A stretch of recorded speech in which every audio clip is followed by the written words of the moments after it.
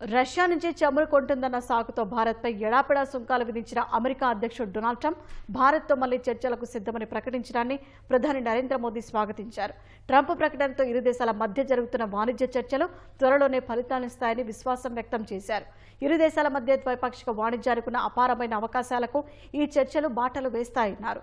Bharat, America అత్యంత సన్నిహిత దేశాలని, సహజ భాగస్వాములని ప్రధాని మోదీ వ్యాఖ్యానించారు.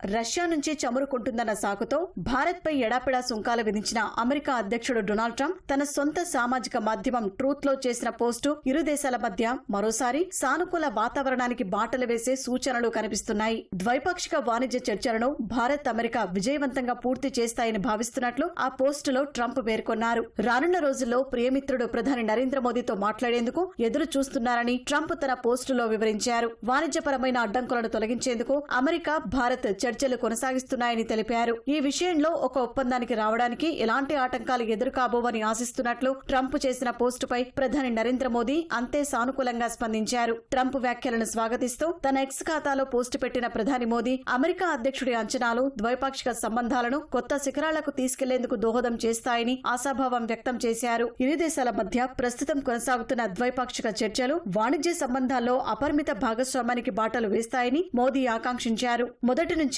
భారత్, అమెరికాలు సన్నిహిత మిత్రదేశాలని, సహజ భాగస్వాములని తన పోస్టులో పేర్కొన్న మోదీ ఇరు దేశాలు వాణిజ్య చర్చలను త్వరలోనే పూర్తి చేయడం సహా ఒక అవగాహనకు వస్తాయని విశ్వాసం వ్యక్తం చేశారు. ఇదే సమయంలో తనతో మాట్లాడేందుకు ఎదురు చూస్తున్నారన్న ట్రంప్ ఆకాంక్షపై స్పందించిన మోదీ ఆ క్షణం కోసం తాను కూడా ఎదురు చూస్తున్నట్టు వివరించారు. ఇద్దరం కలిసి ఇరు దేశాల ప్రజల ఉజ్వల భవిష్యత్తు కోసం, భద్రత కోసం పనిచేస్తామని ప్రధాని మోదీ పేర్కొన్నారు.